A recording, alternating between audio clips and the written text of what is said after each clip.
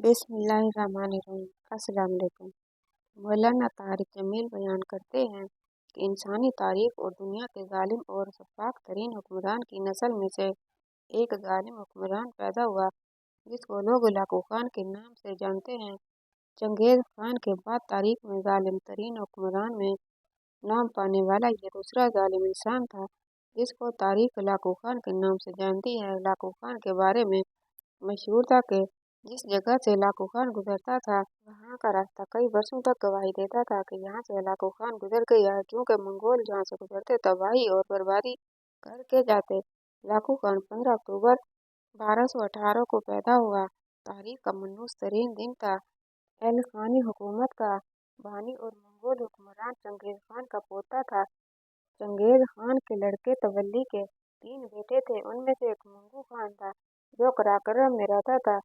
पूरी मंगोल सल्तनत का खान आजम था। दूसरा बेटा किबलाई खान था जो चीन में मंगोल सल्तनत का बानी था। तीसरा लड़का लाकू खान था। मंगू खान के ज़माने में शुमाल मगरबी ईरान में एक इस्माइली गिरोह से चीन ने बड़ा हंगामा और खूनरेज़ी शुरू कर दी। ये इलाका मंगोलों के ज़ेर हुकूमत है, इसलिए वहाँ के बाशिंदों ने मंगू खान से इस जुल्म सितम के खिलाफ फरियाद की। मंगू खान ने इस शिकायत पर अपने भाई लाकू खान को 1256 में ईरान का हाकिम बनाकर रवाना किया और उसको इस्माइलियों के खिलाफ कार्रवाई करने का हुक्म दिया। लाकू ने इसी साल इस्माइलियों के मरकजी किला अल मौत पर कब्जा करके इस्माइली हुकूमत का हमेशा के लिए खात्मा कर दिया और उनके आखिरी बादशाह फोर्ज शाह को भी कत्ल कर दिया। लाकू खान जैसे जालिम तरीन हुक्मरान के साथ उनके वजीरों का रहना भी आसान नहीं था। लाकू खान के साथ रहने के लिए अक्लमंदी, हाजिर दिमागी और वफादारी की जरूरत थी, वरना कब गर्दन कट जाए पता नहीं चलता था। जहानत और जुर्रत इजहार को कोई मसाइल से बचा लेती है। यह वाकया एक मुसलमान साइंसदान का है जिसने 7वीं सदी में रियाजी की किताबें लिखकर तहलका मचा दिया था। यह ख्वाजा नसीरुद्दीन तौसा थे जो तोस ईरान में पैदा हुए, लेकिन आखिर इनकी लियाकत इस कदर गायब थे कि इन्हें बदतरीन मुश्किलात का शिकार होना पड़ा। लाकू खान ने इनकी इस कदर अफजाई की और मालियात का मशीर भी बनाया। अल्लामा तूसा की अहम तरीन किताब शक्ल अलगताज है, जिसमें मुसलसात के हिसाब के इल्म को फलक से अलग किया जाता। नसीरुद्दीन तूसा की लाकू खान के दरबार में बड़ी इज्जत थी। वहाँ तूसी का एक आशिक भी था जो हर वक्त तूसी के खिलाफ साजिशों में मसरूफ रहता था। इत्तफाकन इन दिनों में लाकू खान की वालिदा बीमार थी, वो तंदुरुस्त न हो सकी और उनका इंतकाल हो गया। उसी हासिल ने लाकू खान से कहा, यहाँ पर ना मरने वाले के मुनकर नकीर कब्र में तरह तरह के सवालात करते हैं। तूसा एक आलम फाजिल शख्स है। तूसा को वालिदा मोहतरमा के साथ दफन कर दिया जाए ताकि ये वालिदा साहबा की तरफ से मुनकर नकीर के सवालों के सही जवाब दे सके। लाकू खान ने तूसा से इस मशवरे का जिक्र किया। तूसा ने कहा, बेशक कब्र में ऐसा ही होता है, मगर मुझे आप अपने लिए मखसूस रखें, क्योंकि एक रोज आपने इस दुनिया से कूच करना है। अपनी वालिदा के साथ इस मशवरा गिर आलम को दफन फरमा दें। तूसा की बात लाकू खान के मन को लगी। इस तरह तूसा से मशवरे से इत्तेफाक किया और तूसा के हासिल को अपनी माँ के साथ दफन करा दिया। एक दफा मुसलमान गैरतमंद मलका को जब कैदी बनाकर लाकू खान के सामने पेश किया गया तो उसने एक ऐसा कामकाज दिखाया कि फिर मुद्दों तक चंगेज खान की नस्ल के दिलों पर मुसलमान औरतों की गैरत का दबदबा छाया रहा। जंगों में फातेह मफ्तूह बादशाहों की औरतों को अपना गुलाम बनाकर ले जाते थे, लेकिन इस मौका पर बहुत ही गैरतमंद खवातीन जान पर खेल कर अपनी इस्मतों की हिफाजत किया करती थी। तारीखी किताब तबकात अल-शाफिया में दर्ज है कि जब चंगेज खान के पोते लाकू खान ने बगदाद पर हमला किया तो खलीफा मुअत्तसिम बिल-ऐन उसी वक्त कत्ल किया जब वह तिलावत में मसरूफ था। उसके पास उसकी नौजवान बेटी बैठी हुई थी। एक तीर आया और बच्ची को लगा, उसने वहीं दम तोड़ लिया। उसका खून जमीन पर इस अंदाज से गिरा कि उससे एक तहरीर नमूदार हो गई कि जब अल्लाह ताला किसी कौम पर मुसीबत नाजिल फरमाते हैं तो लोगों की अकल खत्म हो जाती है और बेगुनाह लोग मारे जाते हैं। खलीफा के कत्ल के बाद लाकू खान मलका को लेकर जाने लगा तो मलका रास्ते में फौज की निगरानी में लोरी के कान में कोई बात कही। ये बात कहने के बाद मलका मुतमिन हो गई। जब वो अंदर लाकू खान के सामने पहुंची तो कहा, ए जाबिर बादशाह, सामने खलीफा की तलवार पड़ी है। यह कोई आम तलवार नहीं है, बल्कि इसमें एक खसूसियत है कि जब तक खलीफा इसे वार न करे, यह किसी को जख्म नहीं पहुंचाती। कोई और इसे किसी को जख्म भी नहीं पहुंचा सकता। अगर आपको यकीन न हो तो इसका तजर्बा भी आपके सामने किए देती हूँ। इलाको खान मुतज्जिब हुआ। उसने अपने शौक का इजहार किया। मलका ने उस लौंडे को इशारा किया और उसने एक भरपूर वार मलका पर कर दिया, जिससे उस मुकद्दस खातून के दो टुकड़े हो गए और इस तरह जान देकर अपनी इज्जत और रस्मत बचा ली। लाखों खान को इस नाकामी पर बड़ा गुस्सा आया, लेकिन अब क्या हो सकता था। जान देकर अपनी हुर्मत की हिफाजत करने का ये मौका मुद्दों तक चंगेज खान की नस्ल के दिलों पर छाया रहा। यहाँ 3 वाक़यात का जिक्र, जिसमें से हमारे लिए इबरत और नसीहत का बेपनाह ज़ख़ीरा है। पहला वाक़या तो यह है कि बगदाद को फतह करने के बाद लाखों खान ने अपने साथियों से मुस्तसिम बिल्लाह के कत्ल का मशवरा किया, तो यही मशवरा दिया कि उसे कत्ल कर दिया जाए। मगर वो नाम नेहाद मुसलमान और गद्दार यानी नसीरुद्दीन तूसा और अलकमी, जो लाखों खान के दरबार में मौजूद थे, उन्होंने ये मशवरा दिया कि बादशाह सलामत, आप इस खलीफा के गंदे खून से अपनी तलवार को नापाक न करें, बल्कि इसे चमड़े में लपेट कर कुचल दिया जाए। लाखों खान ने इस काम की जिम्मेदारी अलकमी के सपुर्द की, जो कि मुस्तसिम का वजीर हो रह चुका था। अलकमी ने अपने आका को चमड़े में लपेट कर एक जतून से बांधा, फिर उस पर लातों की बारिश कर दी, यहाँ तक कि उसका दम निकल गया। फिर उस पर भी बस नहीं की, बल्कि उसके बाद उसकी लाश जमीन पर डाल दी और तातारियों को इस लाश पर उछलने कूदने और उछलने का हुक्म दिया। दूसरा वाक़या यह है कि जब तातारी आलम इस्लाम की ईंट से ईंट बजा रहे थे और मुसलमानों का खून बेदरेग बहा रहे थे, तो इमाम इब्न तैमिय्याह रहमतुल्लाह अलैह ने मुसलमानों को उनके खिलाफ जिहाद करने के लिए उभार कर कई फुक़हा और उलमा को इसके बारे में इख्तिलाफ हो गया कि तातारियों के खिलाफ जंग करना जायज़ है या नहीं। तातारी तबाही मचा रहे थे और मुसलमान आपस में लड़ रहे थे। तीसरा वाक़या यह है कि खलीफा ने कई खुफिया ज़मीन दोज बना रखे थे, जिनमें जवाहिरात और अशरफियों की थैलियाँ भरी हुई थीं।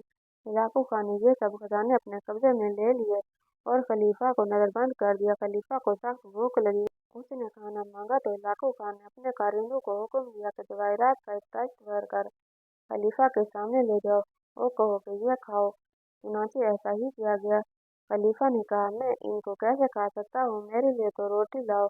लाखों खान ने उसे बड़ी इबरत आमेज बात कही, कहा कि जिस चीज को तुम नहीं खा सकते, उसको हौज़ों में भर कर क्यों रखा है। इसे अपनी औलाद यानी लाखों मुसलमानों की हाजत बचाने के लिए क्यों न खत्म किया और सिपाहियों को क्यों नहीं दिया, ताकि वो तुम्हारी तरफ से बहादुरी के साथ लड़ते और तुम्हारा मुल्क बचाते। यहाँ एक बात जो ज़हन में आती है कि दुनिया के इतने बड़े जालिम हुक्मरान, जो कि एक सिपाही के कत्ल का बदला लेने के लिए 14 लाख कत्ल कर देते थे, आखिर ऐसे शफाक और जालिम हुक्मरान की मौत कैसे हुई। दोस्तों, एक दफा लाखों खान अपने घोड़े पर सवार अपने सिपाहियों के साथ बाजार से गुजर रहा था कि देखा कि लोग खरीदारी कर रहे हैं। लाखों खान ने देखा कि मैंने इतने सारे लोगों को मरवा दिया, लेकिन अभी भी इतने मुसलमान भी हैं। लाखों खान ने इतने इंसानों को मरवाया कि एक ही वक्त में 4 लाख लोगों को मौत के घाट उतारा। जब लोगों ने लाखों खान के जुर्म के बारे में सुनकर जमीन दोज सुरंगें बनाई और उनमें छुप गए ताकि लाखों खान के गजब से बच सकें, लेकिन बदकिस्मती से जब लाखों खान के जासूसों ने ये खबर लाखों खान तक पहुंचाई, तो लाखों खान ने तमाम दरियाओं और नहरों के बंद तुड़वा दिए और पानी उन सुरंगों में दाखिल हो गया और 4 लाख मुसलमान पानी में डूबकर मर गए। जब लाखों खान ने देखा कि बाजार में इतने सारे लोग अभी खरीदारी कर रहे हैं, तो उसने अपने सिपाहियों को हुक्म दिया कि बाजार के तमाम लोगों को कतारों में खड़ा करते जाओ और उन सब की गर्दें काटते जाओ। बाजार में जितने लोग थे, उनके तकरीबन 4-5 कतारें बनी। उनमें एक बूढ़ा भी मौजूद था, जो कि पहली साफ में खड़ा था। जब लाखों खान के सिपाही मुसलमानों की गर्दनें काट रहे थे, तो जब लाखों खान के सिपाही ने सफ में खड़े मुसलमानों की गर्दनें काटी, तो बूढ़ा दूसरी सफ में चला गया। लाखों खान बड़ा हैरान हुआ, ये बूढ़ा क्या सोचकर पीछे भाग रहा है कि क्या ये मेरे जुर्म से बच जाएगा। अब जब दूसरी लाइन में खड़ा तमाम लोगों की गर्दनें कट गईं, तो वो बूढ़ा तीसरी लाइन में चला गया और इसी तरह वो बूढ़ा आखिरी कतार में आखिरी जगह पर खड़ा हो गया। लाको खान ने उससे सवाल पूछा, ए बूढ़े नौजवान, क्या तुम में इतनी ताकत है? तुम पीछे क्यों भाग रहे हो? क्या तुम मेरे गजब से बच सकते हो?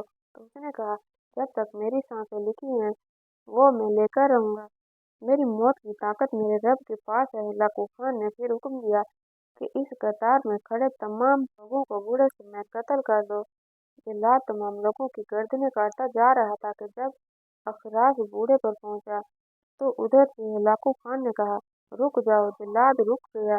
अब लाको खान ने लेमू मुंह में चूसते हुए उस बूढ़े को कहा, बताओ अब तुम्हारा खुदा कहाँ है? वो तुम्हें कैसे बचाएगा? क्योंकि तारीख में लिखा गया है कि लाको खान को जितना जालिम तरीन था उतने ही अजीब उसके शौक थे। और लीमू खाते वक्त जैसे उसने हाथ उस बूढ़े की तरफ बढ़ाया तो घोड़ा डरा और घोड़ा भागने लगा। लाको खान खुद को संभाल न सका और लाको खान भी घोड़े से गिर गया और लाको खान का पैर घोड़े की लगाम में फंस गया। अब घोड़ा डर के मारे भाग रहा था और इलाको खान के पीछा हुआ जा रहा था। तमाम सिपाही पीछे दौड़ रहे थे कि इलाको खान को बचाएं, लेकिन घोड़ा उस वक्त जाकर रुका जब इलाको खान का सर चूर चूर हो चुका था। दोस्तों देखिए, अल्लाह ताला का करिश्मा के जिसने कई लाख मुसलमानों को कत्ल किया, वो एक घोड़े से घसीट घसीट कर अपने अंजाम को पहुंचा। बुराई की रस्सी जितनी भी लंबी हो जाए मुकम्मल कभी नहीं हो सकती, वो अपने अंजाम को जरूर पहुंचती है। हर जालिम चाहे वो कितना भी ताकतवर क्यों ना हो या दुनिया के किसी भी ओहदे पर विराजमान क्यों ना हो, वो एक न एक दिन अपने किए गए हर अमल की सजा और जरूर पाता है। इसी तरह का एक और वाकया है कि मैट्रिक में फिर से फेल होने पर रफीक साहब ने पहली बार अपने बेटे पर हाथ उठाया और उसे जोरदार थप्पड़ मारा। बेटे से यह थप्पड़ बर्दाश्त न हुआ और वो घर छोड़कर चला गया। अम्मा अपने बेटे के गम में हर रोज रोती थी तो रफीक साहब भी यही कहते कि फिक्रमंद होने की जरूरत नहीं, कमीना वापस आ जाएगा। मगर कई दिनों तक बेटा वापस न आया। अखबारात में इश्तहारात दिए और मसाजिद में गुमशुदगी के एलानात भी करवाए गए, लेकिन उसका कुछ पता न चला। जब एक माह गुजर गया तब बाप को तशवीश होने लगी और उसने मुख्तलिफ शहरों में जाकर तलाश करना शुरू किया। माँ बेटे की जुदाई में बीमार रहने लगी थी। 1 साल का अरसा बीत गया लेकिन बेटे का कुछ पता न चला। 1 साल बाद जंगल के किसी नौजवान की जली हुई लाश बरामद हुई जिसकी शिनाख्त मुमकिन नहीं थी। रफीक साहब ने उसको अपने बेटे की लाश समझते हुए दफना दिया। 20 साल बाद रफीक साहब अपनी बीवी के साथ एक मशहूर रेस्टोरेंट में गए और धैर्य से कहा, होटल का सबसे सस्ता तरीन खाना लेकर आओ।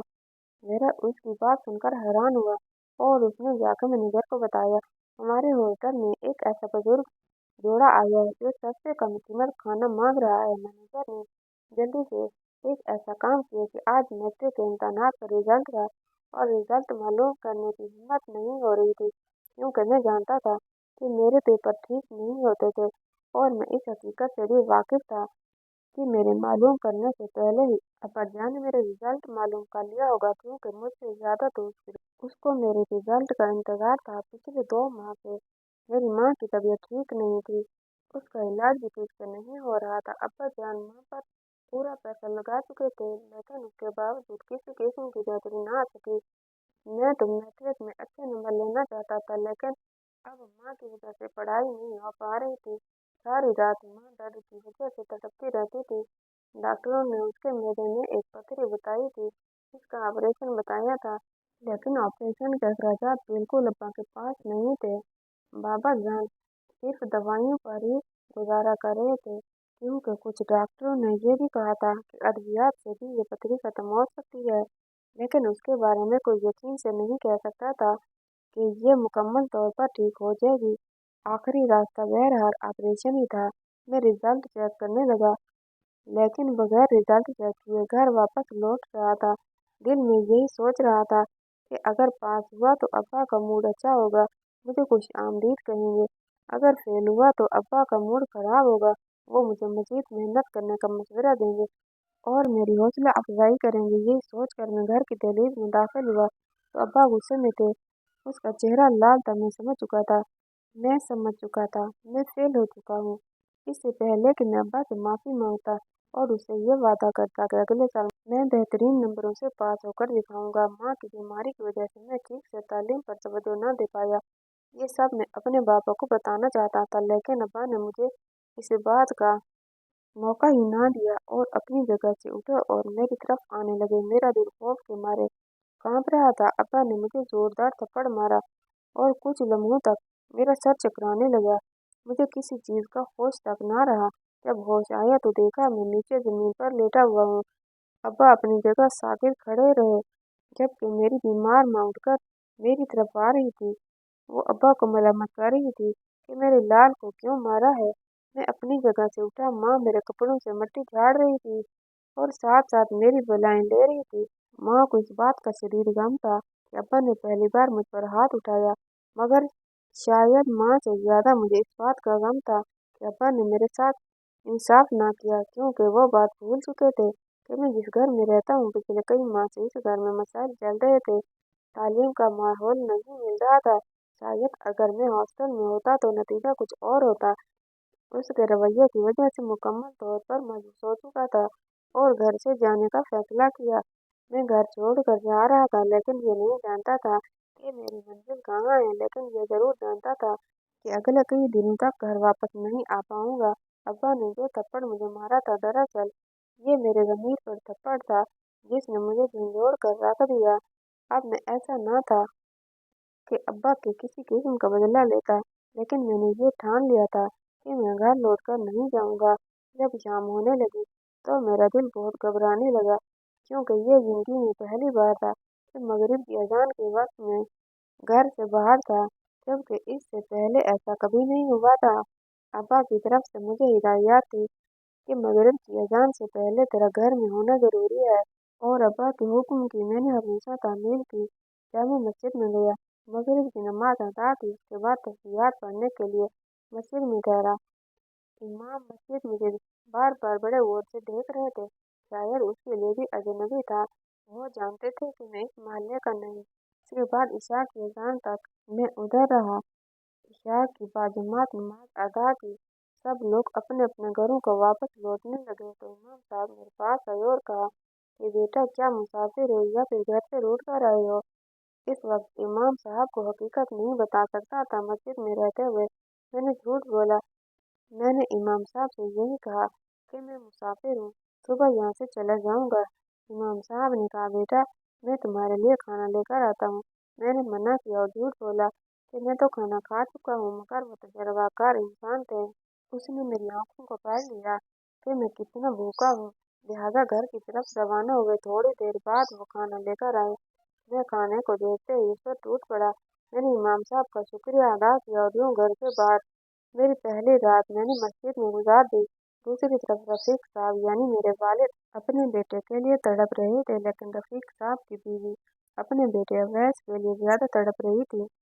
वो बार बार अपने शोर से यही कह रही थी कि आपने ऐसा क्यों किया। मेरा बेटा पहली बार नाकाम हुआ था और इस नाकामी पर आपने उसका साथ ना दिया, जबकि उसे आपके साथ की बहुत जरूरत थी। रफीक साहब बार बार अपनी बीवी से ये कह रहे थे कि मुझे अवैस से बहुत उम्मीदें थीं। उसने मेरी उम्मीदों पर पानी फेरा। मैं तो यही समझ रहा था कि वो क्लास में टॉप नहीं बल्कि जिला टॉप करेगा और पोजीशन लेगा, मगर ऐसा ना हुआ। चलो, पोजीशन हासिल नहीं की, लेकिन कम अज कम पास तो हो जाता। लेकिन वो कमबख्त तो फेल हुआ तुम्हारी बीमारी की वजह से। पिछले कई माह से कितना डिस्टर्ब था। तुम्हारे ऑपरेशन के लिए मैंने लोगों से कर्ज मांगे, उनमें कम अज कम मुझे अपने बेटे की तरफ से तो कोई खुशी नसीब होती, लेकिन अफसोस के बेटे ने मुझे खुशी ना दी। खैर, मियाँ बीवी में ये तकरार जारी रहा। माँ बार बार अपने शोर से यही कह रही थी, मेरा दिल घबरा रहा है, पता नहीं मेरा बेटा कहाँ रहा। रात को उसने कुछ खाया होगा या नहीं। रफीक साहब अभी भी मुतमिन थे और बीवी से कह रहे थे कि अपने किसी दोस्त के पास होगा। तुम्हें परेशान होने की बिल्कुल ज़रूरत नहीं, कमीना घर वापस आ जाएगा। मगर सुबह की शाम हुई, दिन गुजरते गए, लेकिन वो वैसे वापस ना आया। मस्जिद में फजर की अजान सुनी तो नींद से बेदार हुआ, सुबह की नमाज अदा की और उसके बाद वहाँ से जाने लगा। इमाम साहब ने मुझे रोका और कहने लगा, बेटा, नाश्ता करके ही यहाँ से जाना। मैंने इमाम साहब से माजरत की कि मुझे अपनी मंजिल की तरफ जाना है, हालांकि मैं खुद नहीं जानता था कि मेरी अगली मंजिल क्या है। मगर इमाम साहब ने जिद की और मुझे सुबह तक यहाँ रहने का मशवरा दिया। मेरे लिए घर से नाश्ता लाया। मैंने इमाम साहब का शुक्रिया अदा किया और ये भी कहा कि मेरे लिए दुआ कीजिएगा, मुझे अपनी मंजिल मिल जाए। मेरी कोशिश थी कि कहीं से मुझे कुछ छोटी मोटी मुलाजमत या फिर दिहाड़ी मिल जाए ताकि किसी से भीख मांगकर ना खाऊं। मजदूरों के एक अड्डे पर जा खड़ा हुआ और इस इंतजार में था कि कोई शख्स जिसको मजदूर की जरूरत होगी तो वो मुझे अपने साथ ले जाएगा। सामने ही एक वर्कशॉप थी और वर्कशॉप का मालिक मुझे मुसलसल देख रहा था। इसके बाद वो मेरे करीब आया और कहा, जरूरतमंद हो? मैंने कहा, जी हाँ, मजदूरी चाहिए। इसलिए जहाँ खड़ा हूँ वो कहने लगा कि क्या तुम मेरी वर्कशॉप पर काम करोगे? मैं वर्कशॉप का मालिक हूँ। मैंने इस बात में सर हिला दिया। उसने मुझे अपनी वर्कशॉप पर रख लिया और कहा, 2 वक्त की रोटी के अलावा तुम्हें रिहाइश और माहाना 15,000 रुपये मिलेंगे। तुम्हारी ये तनख्वाह होगी। मुझे ये जानकर खुशी हुई क्योंकि इससे बेहतर ऑप्शन मेरे पास नहीं था।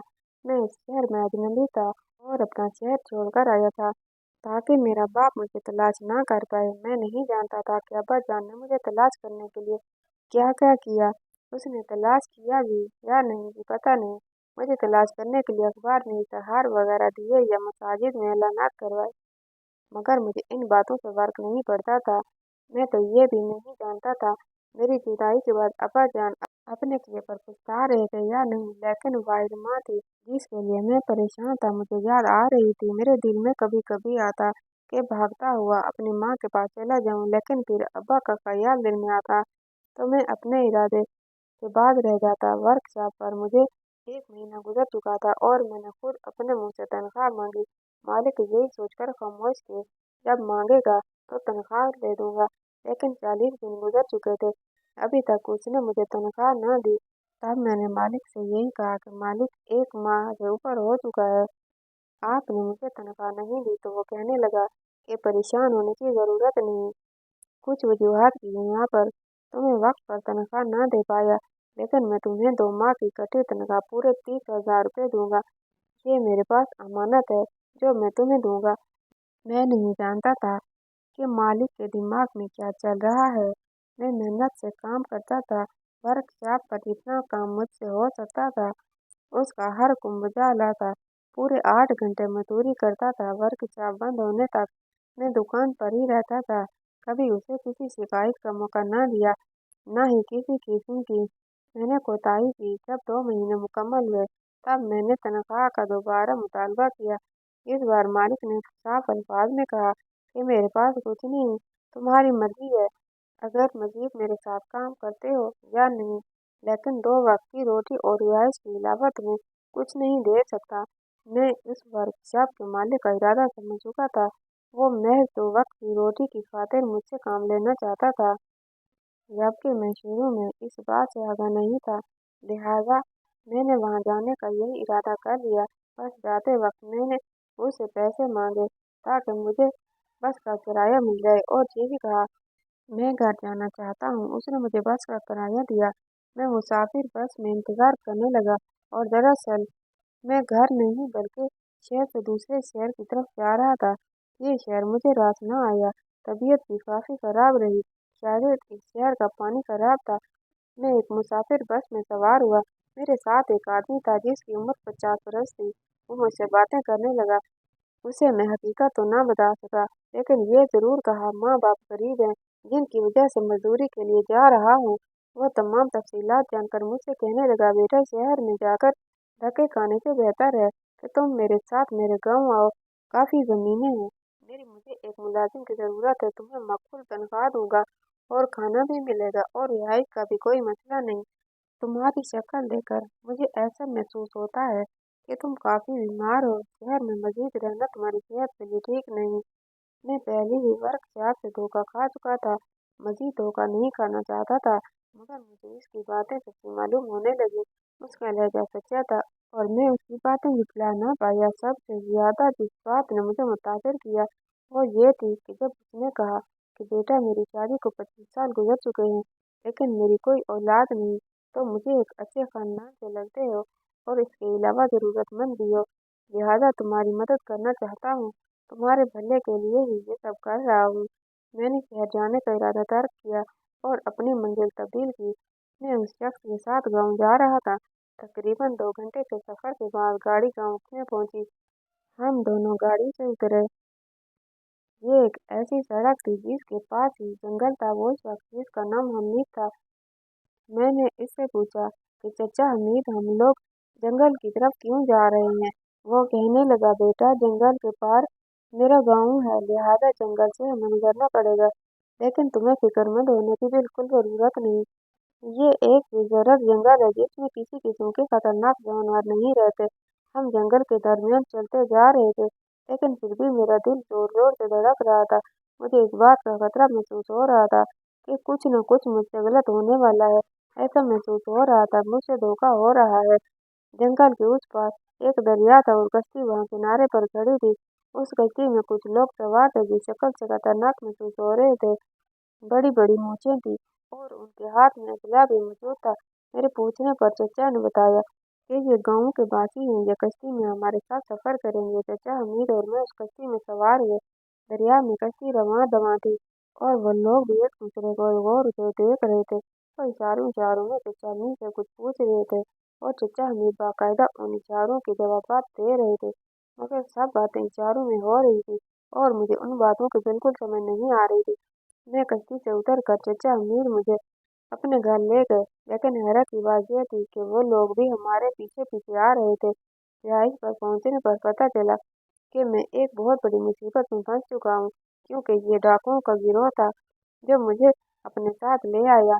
अपने सरदार के पास सरदार ने हमीद को शाबाश दी और कहा कि तूने बहुत बड़ा काम किया, एक आदमी को हमारे गैंग में शामिल किया। सरदार ने मुझे साफ अल्फाज में कहा कि जिस जगह तुम पहुंच चुके हो, यहाँ से अब तुम्हारे पास सिर्फ 2 ही रास्ते हैं। एक रास्ता ये है कि हमारे गैंग में शमूलियत अख्तियार कर लो, दूसरा रास्ता मौत है।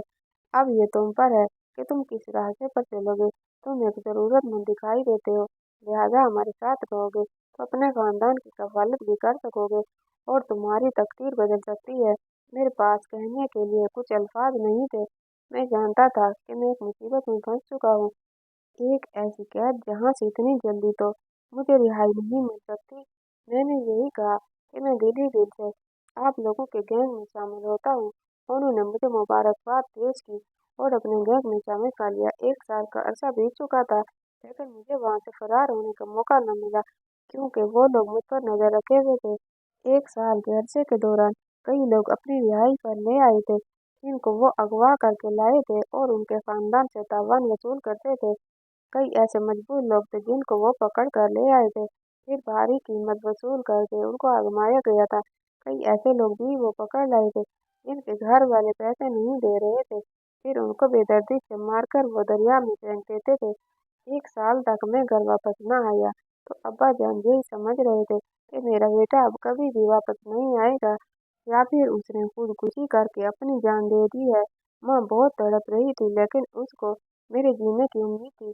अब्बा से यही कहती थी कि एक ना एक दिन मेरा बेटा लौट कर जरूर वापस आएगा। अचानक टीवी चैनल पर खबर चली कि साथ वाले जंगल में एक नौजवान की जली हुई लाश मिली है। ये सुनकर अब्बा जाए वकूवा पर पहुंचे। लाश की शनाख्त बिल्कुल भी नहीं हो रही थी। अब्बा ने इंतजामिया से यही कहा कि ये लाश मेरे बेटे की है। मेरा बेटा 1 साल से गुमशुदा है, किसी को न मिल सका। हो न हो यह वह चीज है। अब्बा उस लाश को घर ले आए, फिर कब्रिस्तान में दफना दिया। माँ की मीर बीवी अब तक जिंदा थी, अब वो मर चुकी थी। कुछ दिन बाद एक ऐसे शख्स को डाकू पकड़ कर लाए जो बड़े बड़े रेस्टोरेंट का मालिक था। उसका नाम हबीब था। वो करोड़पति शख्स था। उन्होंने हबीब के घर वालों से 50 करोड़ की डिमांड की, जो कि बहुत ज्यादा थी। जब फोन पर हबीब साहब की मुलाकात अपने घर वालों से कराई गई, तब हबीब साहब ने अपने घर वालों को सख्ती से मना किया कि मैं इतनी बड़ी रकम अफोर्ड नहीं कर सकता, लिहाजा मुझे आज़ाद करने के लिए तुम लोगों ने इतनी सारी रकम नहीं लेनी। मैं अपनी सारी जायदाद हत्ता के घर भी फरोख्त कर दूं, तब भी इतने पैसे मेरे पास नहीं बनते। मैं हबीब साहब की रखवाली पर मामूर था।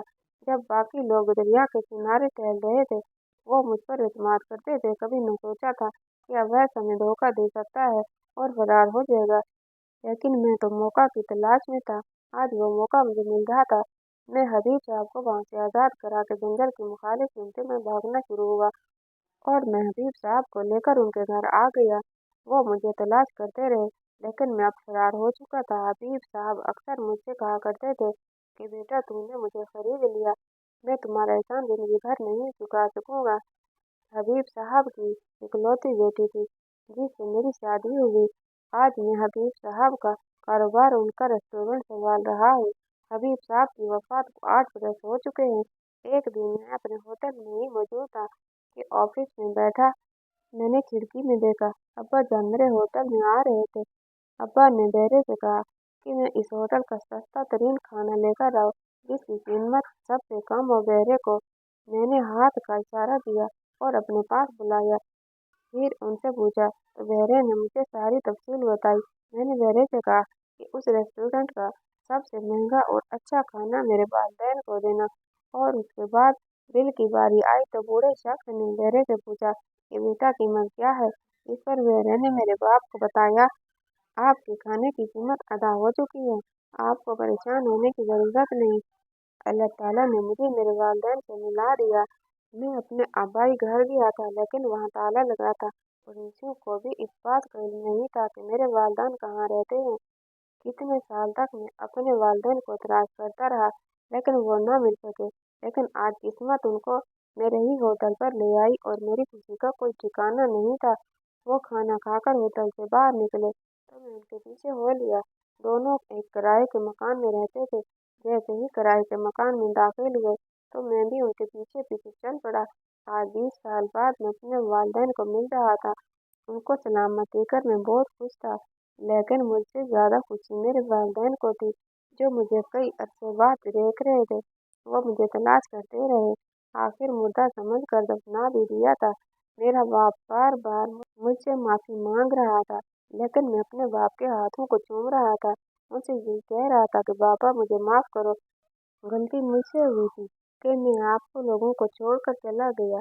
आज मेरे वालिदैन हमारे घर में हमारे साथ रहते हैं। बस एक पछतावा मुझे आज तक है कि 20 साल में अपने वालिदैन से दूर रहा, उनकी खिदमत ना कर सका।